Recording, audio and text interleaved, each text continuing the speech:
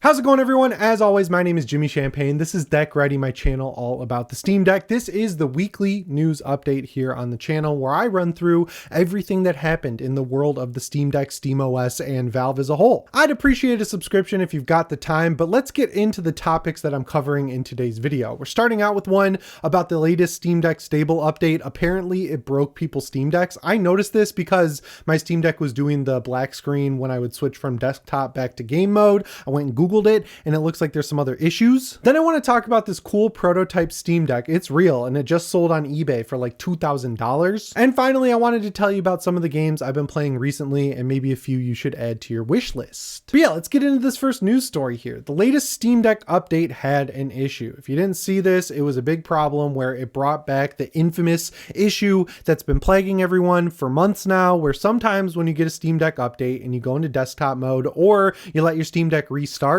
from that point forward, you'll hear the sounds in the background. Like if you use the controls or anything like that, you'll hear those little ticks and bumps and everything, but you'll have a black screen. So you know your Steam Deck's on. If you cycle the power, sometimes it comes back, but the easiest way to get it to work right is to hold the power button until it's completely off, then turn it back on. Now that's what works for me on both of my Steam Deck OLEDs. I know it can be a little bit more finicky on the LCD, but if you ever run into that issue, that's essentially what's happening. A few other people were reporting that the update would fail and then they'd restart their Steam Deck and it would go into a boot loop where it would try to update, it would fail, and then their only recourse or course of action they could take would be to do the recovery image. If you don't know how to do that, it's really simple. Valve has a website, just search Steam Deck recovery. You download the image, you use like Balena Etcher or a similar app depending on if you're on Windows or Mac or Linux. You make a bootable USB, pop it in the top of your Steam Deck, hold the volume plus button when you turn it on, and then boot from that USB stick, and then you can re-image your deck, which is pretty easy. And then one other issue people were having was that their Steam Deck was getting really hot. Like it was running at the maximum TDP constantly, no matter what game you were playing,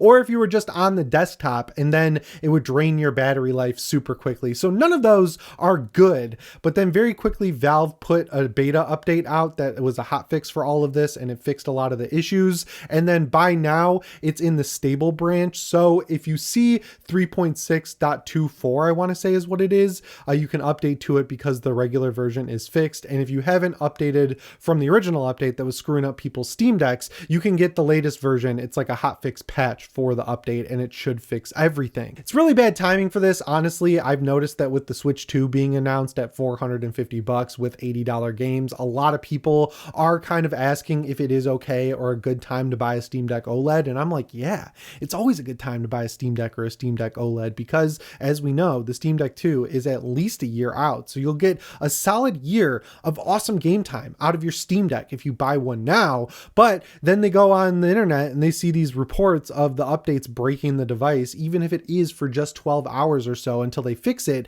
They just got to do better testing on these updates before they put them out. I'm honestly shocked this got all the way through because, as we know, their beta testing is a lot more thorough than other companies. Like you can go multiple levels deep in terms of beta. Like you can go all the way to like preview mode, which is like way off in the future features. And then you can go to like the stable beta or just plain old stable, which is released updates. But even with all of those extra fail safes in place, they let this weird stuff slip through sometimes, and they just got to be a little bit more careful about it. So if you're running into issues, just go ahead and update your Steam Deck. It should fix everything. I can report personally with my Steam Deck that it fixed everything. Like I don't get the black screen on reboot anymore, which is good because I've been working on a video about Switch emulation. All I gotta say is a lot of you guys lied to me. You made it seem like this was some evil task to get this thing going on the Steam Deck.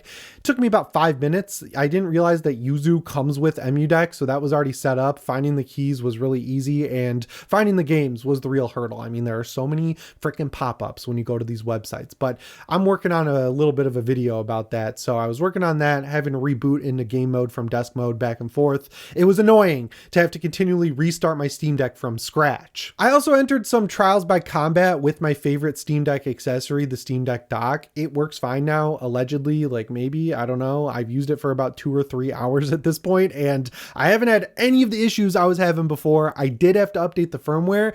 Curiously, this time I didn't have to unplug everything. I had to make sure the charger was plugged into it, but it was able to update the dock's firmware without unplugging all my USB stuff. So that is a good step in the right direction. There's a little bit of a tease for what's coming up. Make sure you update your Steam Deck. Deck. All right, let's jump into the second news story here, which is really interesting. So I'm going to credit Steam Deck HQ for this because they're the first people to really notice it, and then every other site kind of rewrote their article, which is a bummer. So go check out the full article on Steam Deck HQ. But a Valve prototype 34 Steam Deck showed up on eBay, and it's cool. It actually was real, verified real. It didn't have an operating system on it, and it's missing the cap for one of the thumbsticks. But if you look at it, it's very clearly a Steam Deck. The biggest difference is just cosmetically and visually the fact that the touchpads are circular, which is very reminiscent of the Steam controller from back in the day.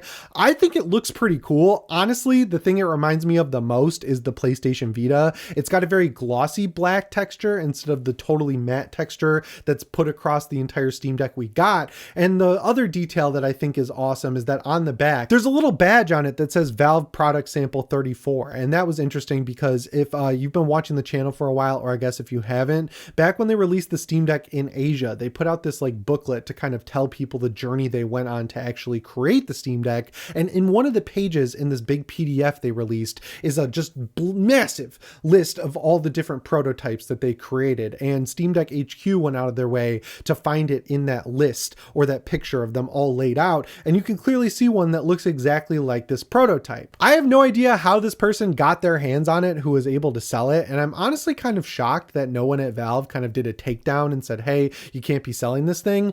I saw a Reddit post a couple of weeks ago where a guy had a limited edition Steam Deck case that had a yellow Steam logo. And he was like, oh yeah, I got it from Gabe, like directly. He gave it to me. So maybe it was a special edition Steam Deck. It doesn't seem like they care all that much if this stuff gets out there and people start talking about it. It's obviously not a massive security risk because even though all the parts are there, like it has a Van Gogh, the APU or something like that, AMD one, it's not working. It has no operating system. It does turn on though. It is pretty cool. I like my Steam Deck, the limited edition one that's black and orange, because obviously it reminds me of Halloween, but I really do like that black and blue sort of look that they gave to it. It also seems to have a bigger fan than the current Steam Deck we actually got, and the vents are in a different spot. But like as a whole, if you look at it, you can see them basically halfway down the road from going from absolute first prototype to what we eventually got. And it just goes to show exactly how much work went into creating this thing. Like they didn't just throw it out there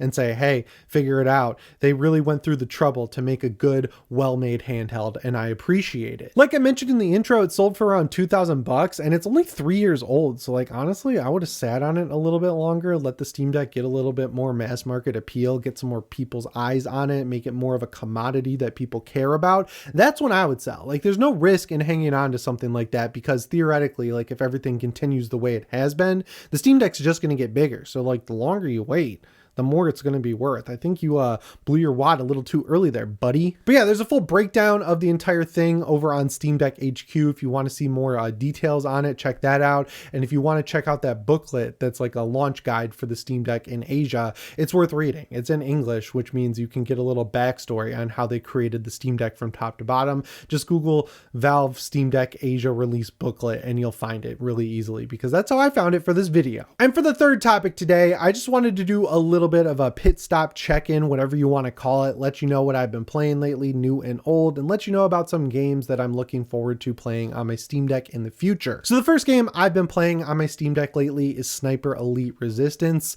I know this kills you guys every time I say it, but it's a budget title compared to something like Ghost of Tsushima, which is a $70 AAA boxed product. It's from Rebellion. They're like AA games, and they're just really good games. Like they're not amazing. They're just fun, good games. It's a sniper game set in World War II. It's third person. You've got other guns like pistols, SMGs. You can get the M1 Garand, which is awesome. And I just like crawling around these maps, shooting people anywhere on their body, because the classic like gimmick of the Sniper Elite series is that when you shoot people, if you land a shot, you'll get this like slow down Matrix version of the shot where it like follows the bullet through the air. There's like heavy depth of field. You can see the sound barrier being broken behind the bullet. And then there's like an X-ray view like Mortal Kombat, showing all the person's like bones and organs and their eyes and stuff. And then depending on where you shoot them, it explodes, which is sweet. I'm a horror fan and I just love gore. So that's like enough like lizard brain scratching to keep me going in that game. This one is the biggest levels yet. It really feels like an expansion to Sniper Elite 5, which is why the reviews are mixed. Like people are like, oh, this should have been an expansion. But one of the other cool gimmicks that they added in Sniper Elite 5 is invasion mode. So it's kind of like Dark Souls, where when you're playing, someone can invade your game and like inhabit the body of an NPC, and then you got to do a little bit of an investigation to find them before they kill you. The online works great on Steam Deck, runs flawlessly at a locked 30 FPS at medium settings, and you can tweak it to get it to 40 if you really want to. These games go on sale all the time. They're easy to find on sites like Green Man Gaming and other key resellers. So if you don't want to pay the full $50, I understand, and you can find it elsewhere. Sticking with Rebellion, I've been playing Adamfall. I am really enjoying this game. I'm about wrapped up with it. It's like if you took Elden Ring and mixed it with Fallout 3. It takes place in the Lake District in the United Kingdom, somewhere I went between sophomore and junior year of college for a May term. It was awesome. And a lot of the places that I went are in this game, which is pretty cool. But yeah, the whole thing with the game is that you wake up in a bunker and you're like, what the is going on? There's this guy in a yellow radiation suit. He gives you a little quest to make him a bandage and you can choose to kill him, blah, blah, blah. You can kill like anyone in this game. Any of the NPCs can die, which is pretty cool. It kind of affects the way the game shakes out. And there is an ending that you can get even if you murder everybody, which is very interesting. It is very clearly built in the Sniper Elite engine. They transitioned over things like the noise meter, like the sounds of your footsteps making or the heavy breathing you get if you sprint too much. But transitioning to first person combat actually went pretty well. I thought this was going to be a melee heavy game, and you can definitely play it that way, but it does have a lot of ranged combat. There's an SMG, there's a shotgun, there's 2 different kinds of rifles, there's a bow and arrow, there's multiple kinds of pistols. Halfway through the game, you're able to upgrade your weapons by combining rusty versions into the next tier, and then you combine that tier into the godlike versions of the weapons. It's not really that janky either. Like the AI is pretty dumb, but like they do kind of swarm you because you always see them in groups of 4 or 5, and just exploring the different areas of the map is awesome. And once again, it runs like a dream on the Steam Deck. Overkill.wtf and Steam Deck HQ both have varying degrees of different settings that they recommend depending on if you want 30 or 40 FPS. Biggest drawback, it eats battery, not crazily, but like enough to notice. And it has no anti-aliasing, like not even TAA. There's no FSR, there's no DLSS. Really weird. It has really jagged edges, but like overall it looks pretty good. And I think this one is definitely worth paying full price for. I think it's a great game and it's great on the Steam Deck. If you haven't noticed, I've been putting little lower thirds telling you what game I've been playing because people love to ask, but I uploaded a short recently that had footage from Zombieville USA 3D. I've covered this game recently, but I'll cover it again in case you guys are new here. It's the best iPhone game ever made, recreated in 3D. You get a bunch of different skins. You can be like a clown, a cowboy, a scientist, a cool biker chick, a goth girl, or just the main guy who's like a woodsman. He's got like a trucker hat. He's got a hunting vest. He looks like he's adept with a gun. He's the classic character from the first game too. So if you're nostalgic like I am for it, you can play as him. Game is very simple. You get in a helicopter, you drop into a small town, and you just see how long you can survive killing zombies. There are plenty of upgrades to take advantage of too with the money you earn. You can upgrade your character, you can upgrade your guns. I think there's like 20 or 30 different weapons in this game, and when they run out of ammo, you can't find more ammo. You have to drop the gun. So like you have to crawl around the map looking for supply crates that have new weapons in it. My strategy is I go in with a full slot of 4 weapons and I'll find a crate and I'll kind of like stand off there, kill all the zombies in the early game, ditch my early weapons, switch it out. It is a lot of strategy. It's a $10 purchase, no brainer level of cost in my opinion. It looks really good. I've been playing it at 30 FPS and it's totally locked there. I've heard you can actually activate the ray tracing at 30 FPS, which is cool too, but it looks great without it. I really like Mika Mobile. I've been wondering what was going on with them. It turns out the guy was making this game and he did a good job. I really hope they add more maps because the older games for iPhone had more maps. And like, if you're making a zombie game, you got to have a hospital. You got to have a town like Alexandria from The Walking Dead, which I guess they kind of got, but like a little bit different than what we currently have. And of course, you got to have a mall. Dawn of the Dead is set in a mall. You gotta have a mall in a zombie game. I don't feel like that's asking too much. Speaking of zombie games, there's a new one out in early access called Into the Dead. There's a free demo available that they've been updating as time has progressed. Now, I looked on the Steam discussion forums and people were asking if it would run on the Steam Deck, and the developers once again just said it's not verified, but it should run. The verification system, guys, what the hell is going on with it? Like, developers don't understand how it works. Valve doesn't understand how it works. No one does. But essentially, this is like a side-scrolling survival 3D zombie game. You can recruit people. You can go on runs. You're trying to build up your little house and make sure your community stays alive. If it runs on Steam Deck, I think it's a perfect candidate for the device. I'm actually going to buy it and test it out. So if you want to know how it runs, let me know and I'll talk about it in a future video. And then finally, on the emulation side, I mentioned that I was getting the Switch up and running, but seeing Metroid Prime 4 in action, I was like, I gotta beat Metroid Prime 3. I played 1 and 2 back in the day. I absolutely loved them. I just never beat Metroid Prime 3 Corruption on the Wii back in the day. I had it, but I didn't beat it. So I went and looked for the Metroid Prime trilogy that they released on Wii, and I found it. And then I downloaded it. I opened it up in Prime Hacks. Full 60 FPS out of the box, looks and runs amazing. Like, you can upscale the shit out of it and it'll still hold 60 FPS. The compilation of the shaders is all handled by Prime Hack now, so you don't have to wait for that to happen. It's like a lock 60 FPS. They worked with the controls to make it dual stick like Metroid Prime Remastered, which is great. And it has built-in glyphs for the Steam Deck. So like when you see the icon on the screen for what button to press, it's the Steam Deck button and it lines up with what you should actually press. So like if you got a copy of Metroid Prime Trilogy for Wii laying around, I guess you can burn it to your PC, or because it's basically abandonware at this point, you can go find it. It's really easy to find. And then finally, I've been playing Castlevania, the Dominus Collection. If you don't know what this collection is, it's a collection of the DS Castlevania games. Like, the Advance collection is cool. Game Boy Advance blown up just doesn't look right to me. Like, the characters, the sprites are just a little too big and it just feels a little archaic, but the DS ones hold up masterfully. And because the Steam Deck has a touchscreen, you can interact with it that way, which is cool because the DS had the touchscreen. Dawn of Sorrow, by far the best Castlevania. Don't think I'm going to make anyone mad by saying that. I know there's a lot of Symphony of the Night fans out there, but it's like a spiritual successor to Symphony of the Night. It feels almost Devil May Cry-esque, and then you're basically buying the collection for that and getting 2 games as a bonus. I think it's like 20 or 25 bucks. That's what I paid for it because it shadow dropped during a Nintendo Direct on Steam as well. I think it was worth that, but like, it's old enough at this point. It came out in October, so you could probably find a key cheaper elsewhere. I highly recommend it if you like Metroidvanias. And another one I've got on my list is Mandragora.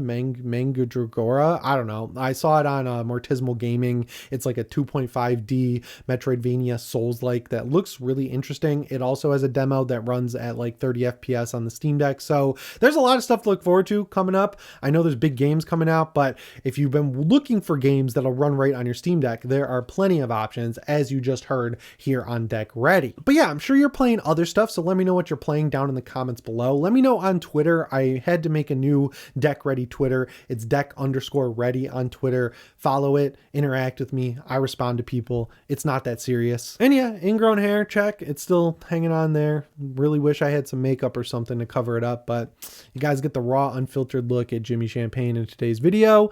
That about covers it for this Steam Deck news update. Let me know what you think down in the comments below. Remember to subscribe and set your notifications to all if you haven't already. As always, my name is Jimmy Champagne. I'll see you in the next one. Thanks for watching, and shape on.